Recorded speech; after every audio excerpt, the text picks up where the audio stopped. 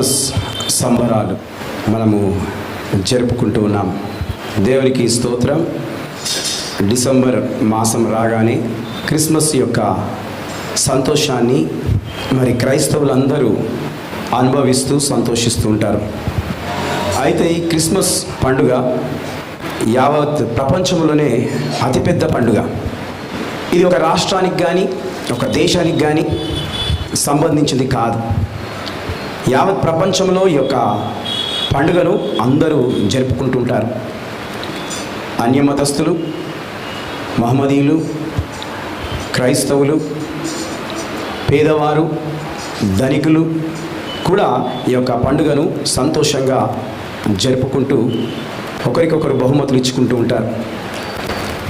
అయితే దేవునికి స్తోత్రం. దేవుని బిడ్డలారా, ఎక్కడ చూసినా మరి సంబరాలు అంబరాలను అంటుతూ ఉంటాయి. హల్లెలూయా. అయితే ఈ రోజున నేను చెప్పవలసింది ఏంటంటే, క్రిస్మస్ రోజున క్రైస్తవులు ఏం చేస్తారు, వాళ్ళు ఏమేమి కొనుక్కుంటారు, దాని ద్వారా దేవునికి మహిమ వస్తుందా లేదా, దాని విషయమై కొన్ని నిమిషాలు మీతో పంచుకోవాలని ఆశపడుతున్నాను. మొట్టమొదటి మాట ఏంటనంటే, క్రొత్త బట్టల సంబరం. క్రిస్మస్ రాగానే ఏం చేస్తారు? క్రొత్త బట్టలు కొనడానికి, ధరించుకోవడానికి మరి వేచి ఉంటారు. క్రొత్త బట్టలు ధరించుకోలేకపోయినప్పటికీ దిగులు పడని అవసరం లేదు. క్రీస్తును ధరించాలన్న సంతోషము ప్రతి ఒక్కరికి ఉండాలి. చాలామంది ఏం చేస్తారంటే, క్రొత్త బట్టలు ధరించుకుంటేనే ఒక పండుగ చేసుకుంటాము అని అనుకుంటారు. మరి క్రొత్త బట్టలు ధరించుకొని వారు, వాళ్ళకి పండుగ లేదా? ఉన్నది. వాళ్ళు కూడా పండుగ చేసుకోవచ్చు. క్రొత్త బట్టలలో మనుషులలో ఏమొస్తుంది అంటే కాంపిటీషన్. నీ బట్టల కన్నా నా బట్టలు చాలా ఖరీదైనవి, నీ బట్టల కన్నా నా బట్టలు చాలా రేట్ అయినవి, నాకు చాలా విలువైనవి. ఎంతమంది ఎలాంటి రేట్లో చీరలు కొంటారంటే, ఈ పండుగ వచ్చేసరికి 2000, 3000, 4000, 5000, 10,000, 20,000, 25,000 చీరలు కూడా కొంటారు. అనగా ఈ యొక్క పండుగ వాతావరణంలో ఇవన్నీ కొంటూ ఉంటారు. కానీ ఒక తప్పు పని చేస్తూ ఉన్నారు. ఏంటి ఆ తప్పు పని? క్రైస్తవుల ఆడపిల్లలు చేస్తున్నారు, క్రైస్తవుల మగపిల్లలు కూడా చేస్తున్నారు. ఏంటి ఆ తప్పు పని అనంటే, బైబిల్లో స్త్రీ పురుషుని వేషము వేసుకొనకూడదు, పురుషుడు స్త్రీ వేషము వేసుకొనకూడదు, స్త్రీ పురుషుని వేషము వేసుకొనకూడదు, పురుషుడు స్త్రీ వేషము వేసుకొనకూడదు. ఒకసారి వాక్యం చూడండి. ద్వితీయోపదేశ కాండము 22వ అధ్యాయము 5వ వచనం. స్త్రీ పురుషుని వేషము వేసుకొనకూడదు, పురుషుడు స్త్రీ వేషమును ధరింపకూడదు. అలాగు చేయు వారందరూ నీ దేవుడైన యెహోవాకు హేయులు.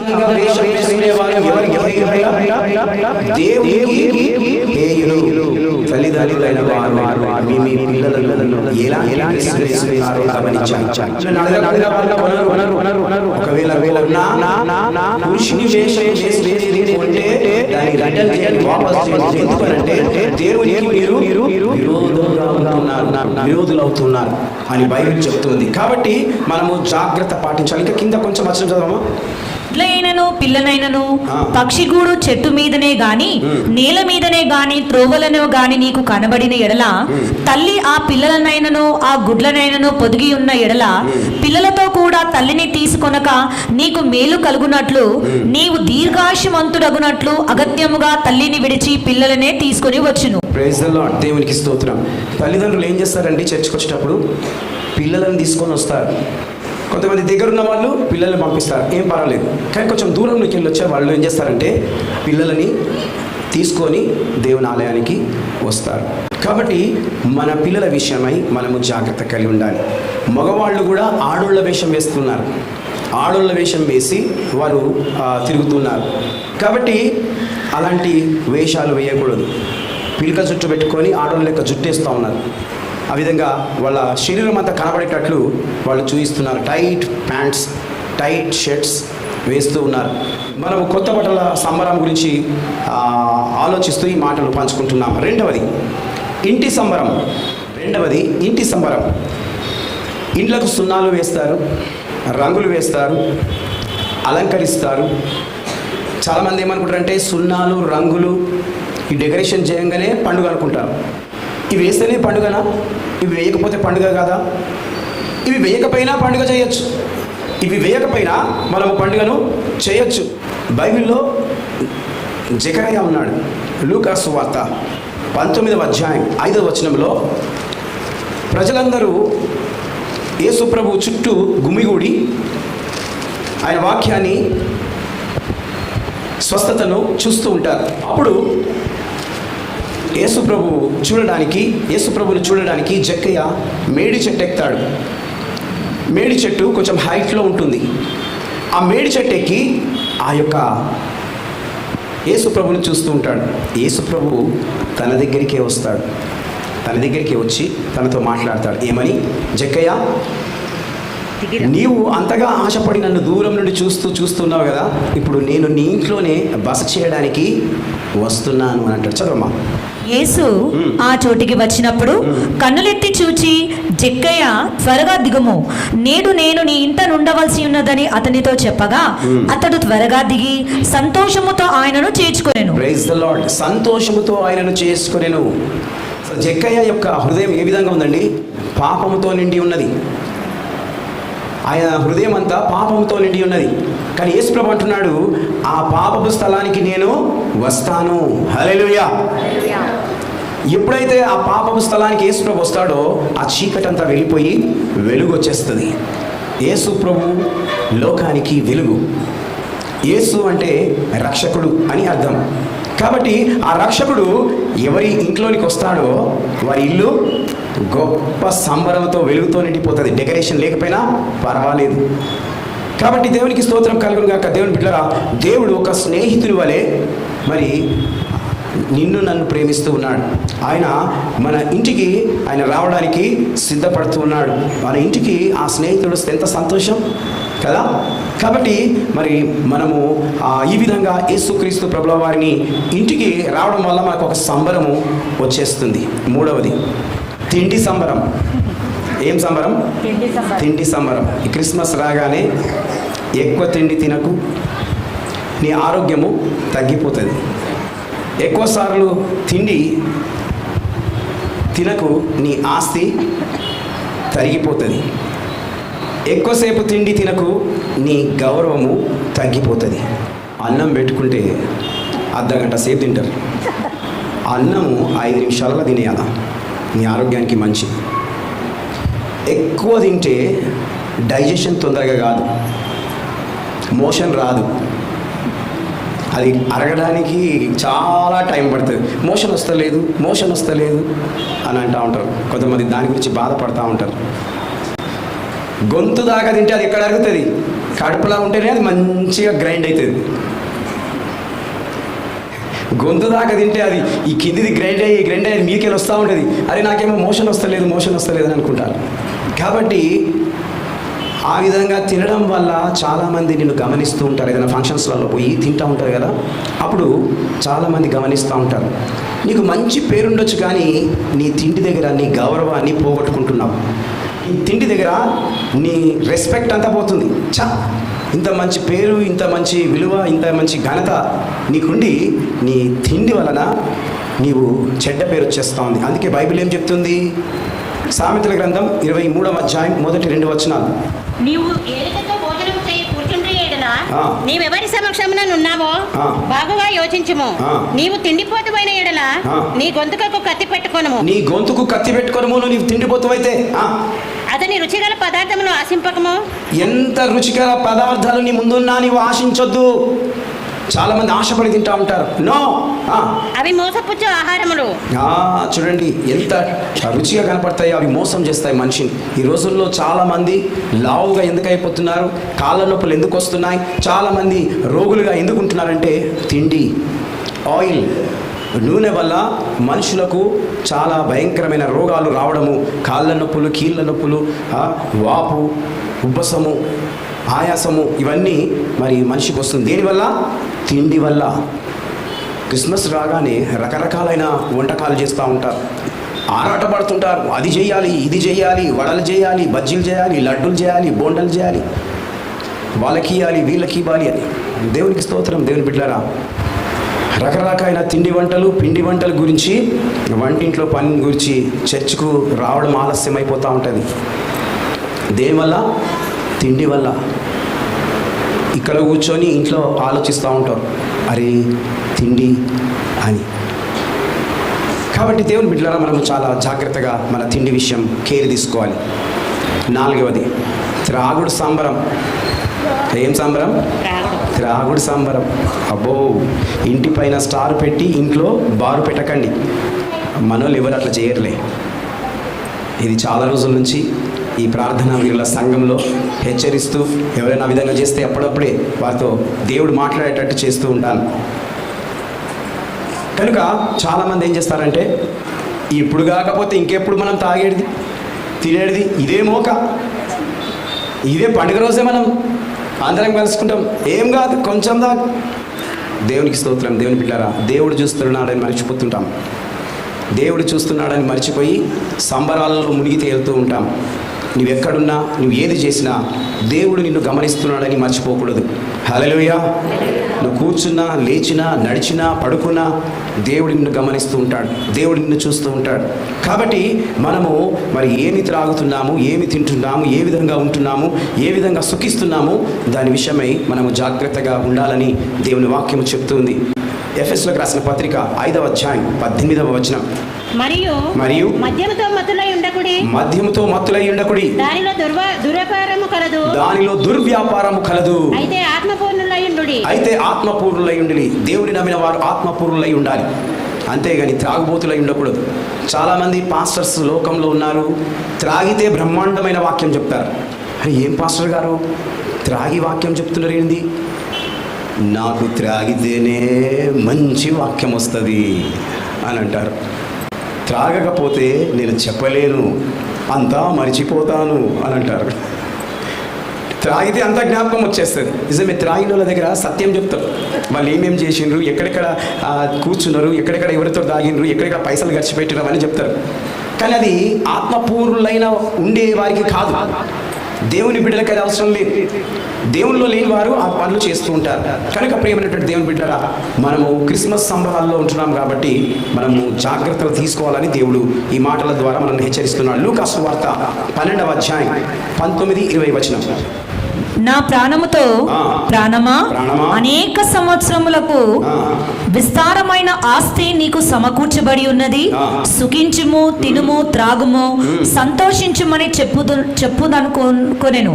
అయితే దేవుడు, వెర్రివాడా, ఈ రాత్రి నీ ప్రాణమును అడుగుచున్నారు, నీవు సిద్ధపరిచినవి ఎవని వగునని అతనితో చెప్పాను. చాలా మంది సంపాదిస్తూ ఉంటారు, చాలా సుఖిస్తూ ఉంటారు. కానీ దేవుడు అంటున్నాడు, ఓరి వెర్రివాడా, ఈరోజు నీ ప్రాణం అడిగితే నీవు సంపాదించిందంతా ఎవరి పాలవుతుంది? నీవు సంపాదించిన సంపాదన అంతా ఎవరికి విడిచిపెడతావు? దేవుని కొరకు ఖర్చు పెట్టావా? దేవుని కొరకు ఖర్చు పెడితే నీకు లాభం, దేవుని కొరకు ఖర్చు పెట్టకపోతే నీకు నష్టం. కాబట్టి త్రాగుపోతు వాళ్ళు అందరూ వ్యర్థంగా ఖర్చు పెట్టేసేసి ఇంట్లలో ప్రాబ్లమ్స్ క్రియేట్ చేస్తూ ఉంటారు. ఆ మైకంలో ఎంత ఖర్చు పెడతారో, ఎవరెవరికి ఇస్తారో, ఎటు డబ్బు పోతుందో వీరికి అర్థం కాదు.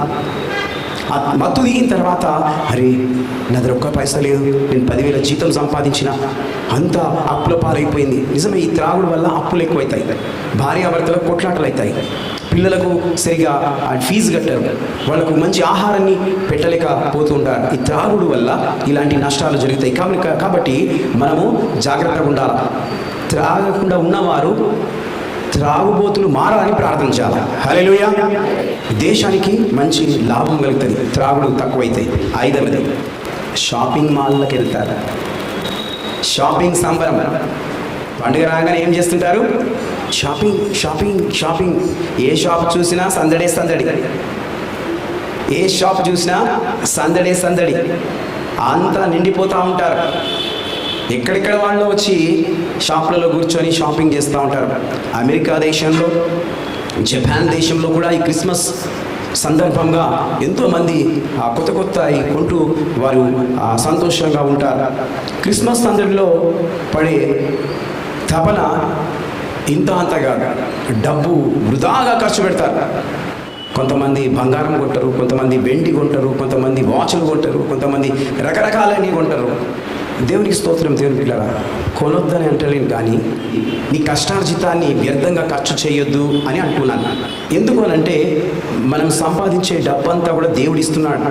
హల్లెలూయా. నీవు కష్టపడుతున్నావు, ఆ కష్టానికి సపోర్ట్ బలం ఇస్తున్నాడు దేవుడు. నీకు బలం లేకపోతే నీవు కష్టపడలేవు.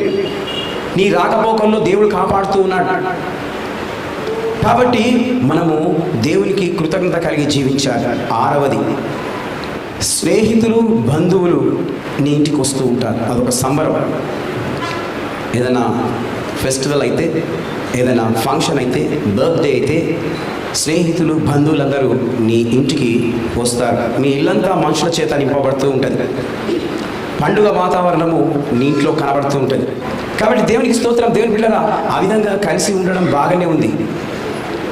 కానీ నా కొరకు ఖర్చు పెట్టుకున్నది నేను పోగొట్టుకుంటే, నేను దాన్ని దాచిపెట్టుకున్న దాని ఇతరులకు వదిలినట్టే.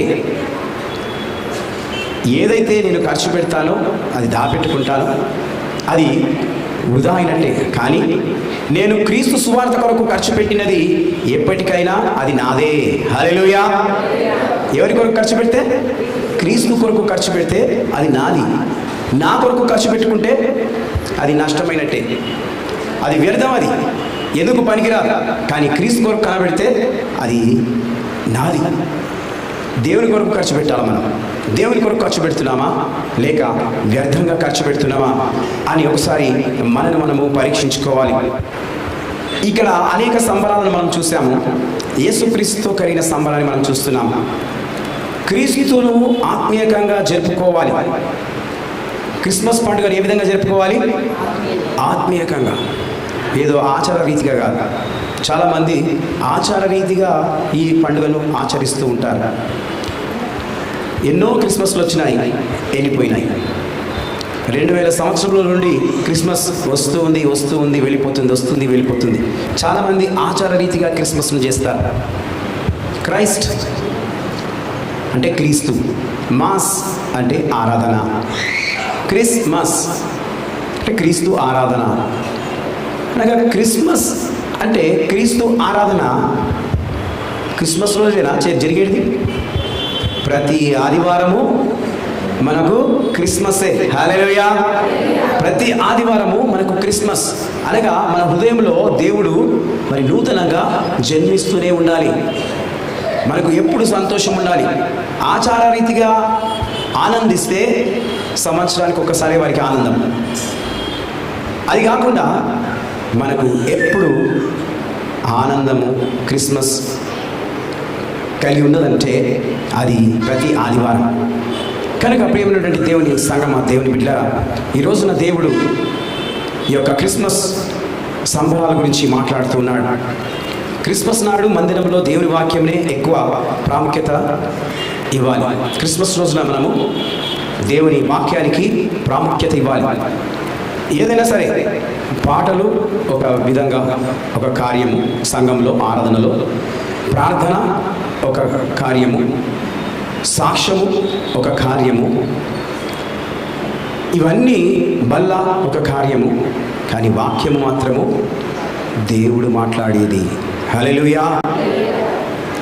దేవుడు మాట్లాడేది వాక్యం. ఆ వాక్యమే దేవుడై ఉండెను. ఆ దేవుడే యోహాను సువార్త 1వ అధ్యాయం 14వ వచనంలో శరీరధారిగా ఈ లోకంలోనికి రావడం జరిగింది. హల్లెలూయా. శరీర రూపంగా వాక్యము ఈ భూమిలో జన్మించాడు. కనుక ప్రియమైనటువంటి దేవుని సంగమా, దేవుని బిడ్డలారా, దేవుడు ఈ యొక్క సంబరం రోజున ఈ మాటలను మనకు తెలియజేస్తూ ఉన్నాడు. క్రిస్మస్ నాడే చర్చికి వెళ్ళి పండుగ క్రైస్తవుడిగా నీవు ముద్ర వేయించుకోకూడదు. చాలామంది అదే విధంగా ఉన్నారు. ప్రతి ఆదివారము వాళ్ళ పనులను పక్కకు పెట్టేసి మందిరంలో కూర్చుంటే ఎంత చక్కగా ఉంటుందండి. ప్రతి ఆదివారం దేవుడు వారితో మాట్లాడుతూ ఉంటాడు. దేవుడు వారితో మాట్లాడుతూ ఉంటాడు, వారిని దర్శిస్తూ ఉంటాడు. కనుక దేవునికి మహిమ కలుగును గాక. దేవుడు యొక్క క్రిస్మస్ సందర్భంగా ఈ యొక్క సందేశాన్ని మనకు ఇచ్చాడు. ఏదో కొత్త బట్టలు ధరించుకోవడం, లేకపోతే తిండి తినడం, లేకపోతే త్రాగడం, వ్యర్థమైన ఖర్చులు మనం పెట్టడం వల్ల ఏమీ లాభం లేదు. కాబట్టి ఏ పని చేసినా అది దేవునికి ఇష్టకరంగా ఉండాలి. హల్లెలూయా. దేవునికి ఇష్టకరంగా ఉంటేనే నీకు మంచి ఆరోగ్యము, ఆయుష్ను దేవుడిస్తాడు. కాబట్టి దేవునికి స్తోత్రం. దేవుడు ఈ మాటలు దీవించును, ఆశీర్వదించును గాక.